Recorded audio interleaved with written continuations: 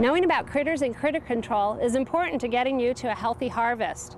The first thing to do to keep pests out of your garden is to start with a very healthy soil. The next thing you need to think about is making sure that you're growing crops that are appropriate to the season and your place, your location. You don't want to grow cool season crops when it's warm. You don't want to grow warm season crops when it's cool. The other thing to do is look for seed packets that tell you about disease-resistant or pest-resistant crops that you could choose for your area. You'll save yourself a lot of problems with pests if you practice good crop rotation. We've planted lettuce in this bed today, but we won't plant lettuce in this bed again next season. Practicing good crop rotation breaks the cycle on pests in your garden. You can use a row cover like this to protect your young plants from birds, bugs, rabbits, squirrels, all kinds of pests. It's as simple as taking the row cover, putting it over wire hoops, and covering up your young plants.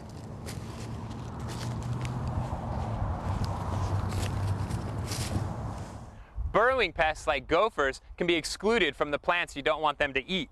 We made a basket here out of some wire. We bury the basket, plant your bulbs, and you are protected from any gopher damage. Often it's a good idea to leave a little bit of wire above the ground so the gophers can't crawl over. If you have a pest problem, you'll probably be able to see it. In this case, you see holes on the leaf. These are caused by a larvae. This is a perfect example for what kids can do with plants in a garden. They can look for these holes, and then they can look on the underside of the leaf, look for larvae and eggs. The larvae are the organisms that are causing those holes. If you see holes like this in your crop plant, you want to think about what kind of a bug this is. Is it a good bug? Is it a bad bug? In this case, we turn over the leaf. We see that there's eggs and sometimes larvae on the underside of the leaf. You've got to remember there's both good bugs and bad bugs in your garden.